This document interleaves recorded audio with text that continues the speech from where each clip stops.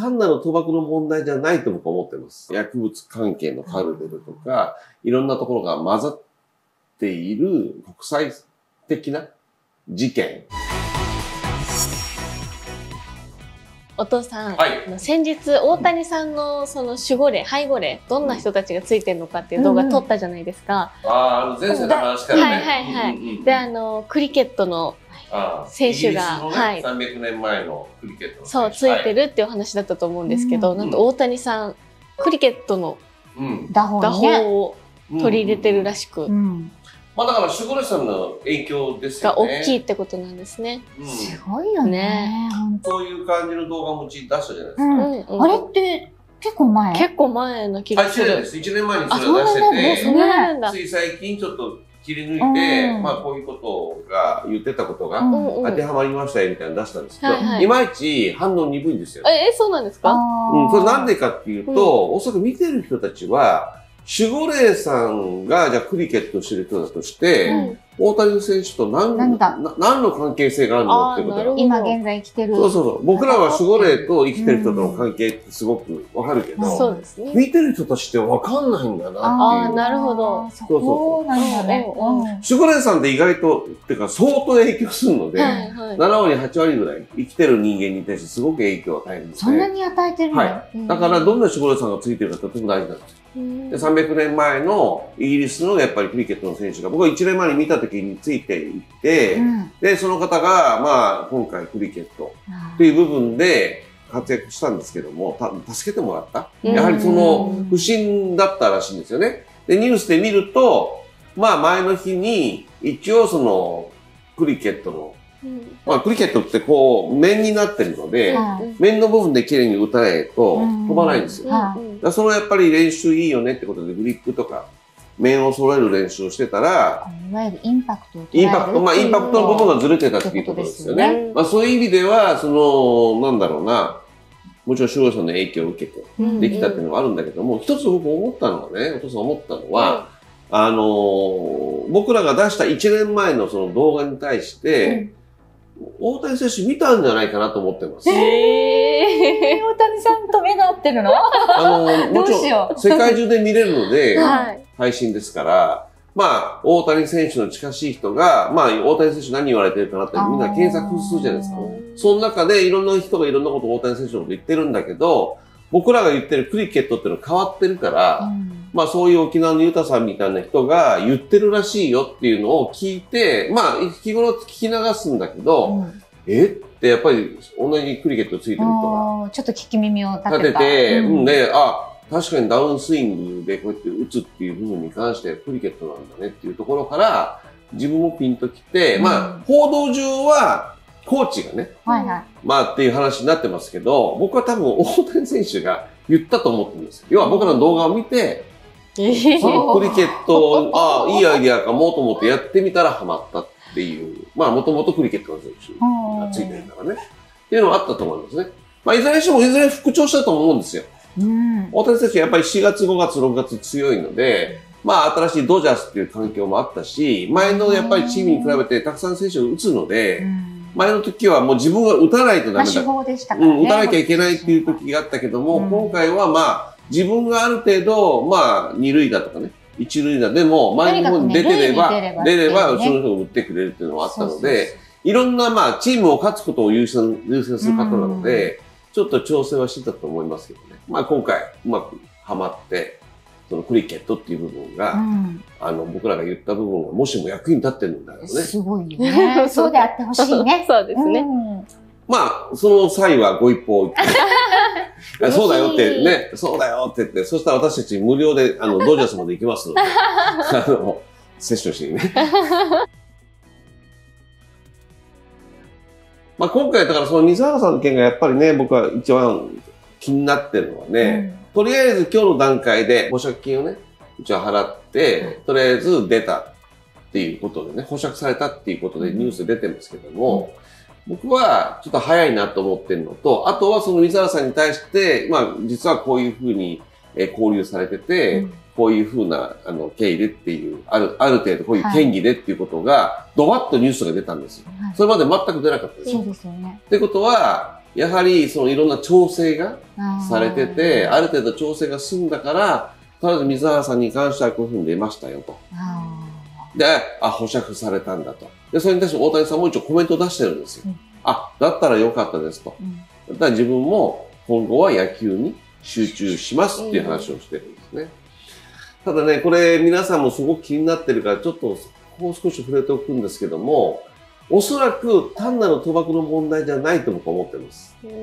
これはおそらくメキシコとかね、いろいろなところの、いわゆる、薬物関係のカルテルとか、いろんなところが混ざっている、国際的な事件だなと思っています。表向きはカジノなんですけど、ただやっぱり、水原さんって日本語も喋れればもちろん英語も喋れるんです。ってことは、日本側も混ざったいろいろな事件があって、で、その流れているお金もすごい金額になってるじゃないですか。これが、お金の資金を、アメリカ側もある程度掴んでいて、アメリカの警察も掴んでいて、これは絶対何かあると思うとか水原さんを交流して問い詰めてたんですけども、後ろを探れば探るほどわかんない。逆に。ケイマンに行ったり、シンガポールに行ったり、いろんなところにお金が流れていって、で、マネーロンダリングみたいにお金が消えてるんで、わかんないんでしょうね。だから司法取引をして、おそらく水原さんもわかることを全部喋ったから、今回保釈されたのかなっていう。本来はね、$100万の罰金か、30年の懲役、もしくは両方なんです。こういう、いわゆる詐欺事件ってね。ただそれが、早くもこういうふうに出れたってことは、全面的に協力しますよっていうことで、警察の方に自白したのかなっていう、わかることはね。ただ心配なのは、やはりそういう僕のそうした形だと、水原さんにやっぱり命も心配だよね。どこまで喋るんだろう。それだけね、大きな犯罪組織だったらね。だと思います。で、大谷選手も僕もともと、今最近になって、いや、大谷選手知らなかったんじゃんとかね。水原さんが中のものを全部いじれたから、全くの被害者じゃなかったじゃんって話になってますけど、僕はそう思ってないんですよ。やはり。そこは大谷さんも知ってたと思います。やはり。僕はそう思う。多分これ言うと叩かれると思いますけど、嘘は言いたくないんで、知ってたと思う。ただね、問題は、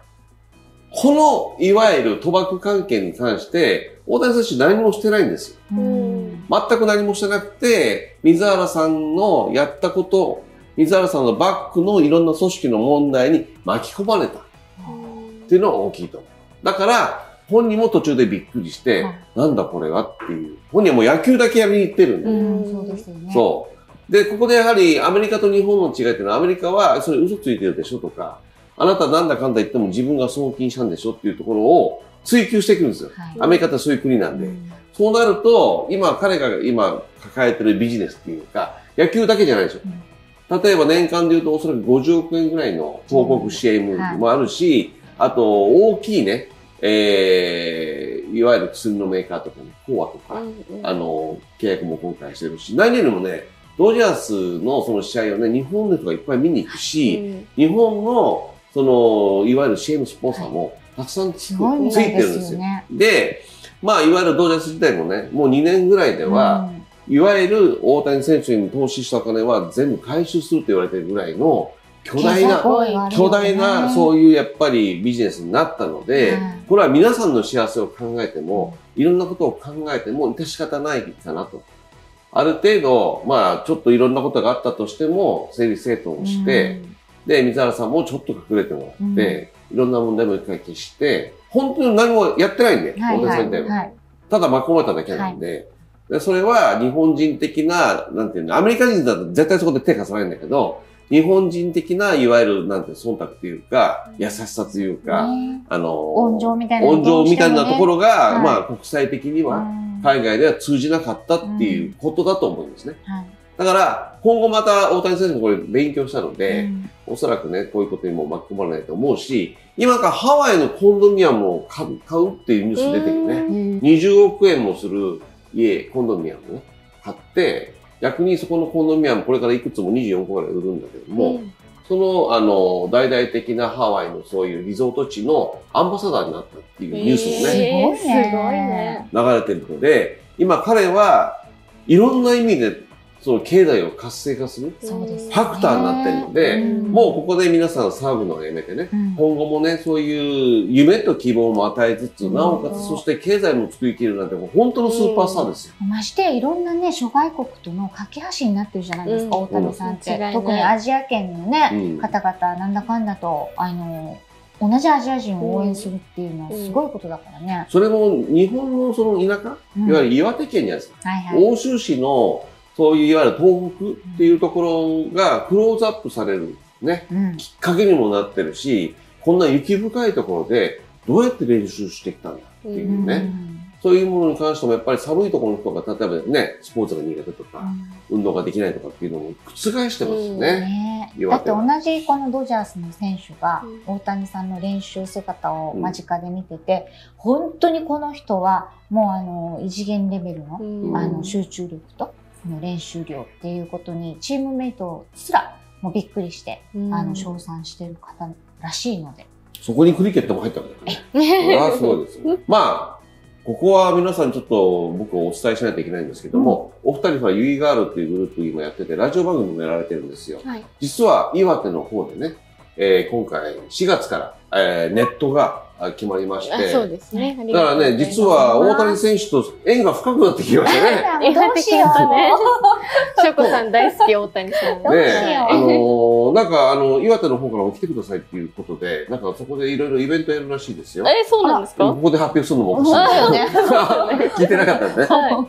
まあ僕らももっとその岩手をね、理解してね、なんでこう、大谷選手のような人ができるのかみたいなのね、貧困法制じゃないですか。本当ですね。人間。いなくないなかなか。いない。人間性も素晴らしくてね、そういう方々が生んだね、土地ですからね、そういうところに行って、また、こういう素晴らしいところがあるなっていう、また宣伝もしたいよね。そうですね。ぜひ、ユイガールさんもね、いわゆる岩手の観光親善大使みたいな。そんな、地元民でも、ドジャースに呼んでいただいたら嬉しいよね。もう飛んできます。ね、クリケット、自分でお金出しますよ。クリケットで当てた人っていうことでね。なんだそれ。本当に。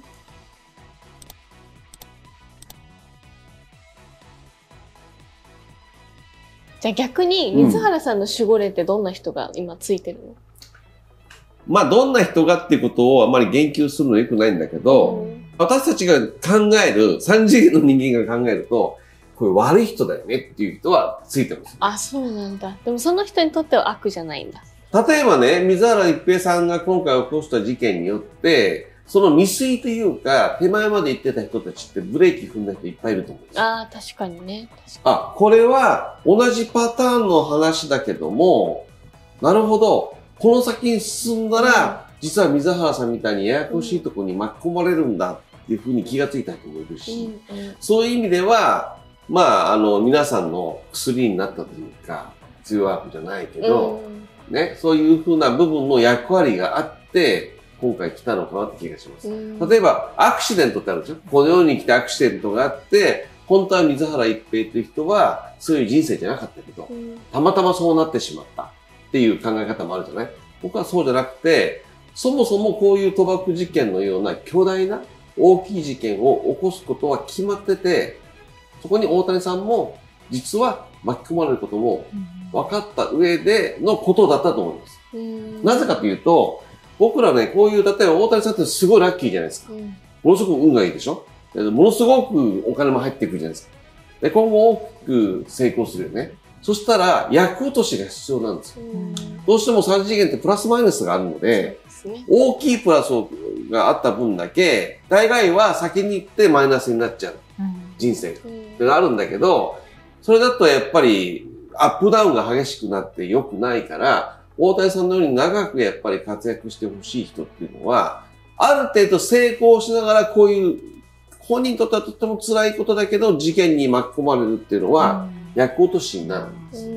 まあそれだけ活躍が大きいから、あれだけ、もうこの事件も、世界レベルな、ちょっと犯罪組織の、ものに巻き込まれてる。けど、本人は潔白だから、最終的に何も悪いことは起きない。でもそこである程度は落としてますよ。相当落としてると思います。今回の件で相当落としたと思います。なおかつ、僕は水原さんのことは、ちょっときつく言ってますけど、二人は僕は仲いいと思ってます。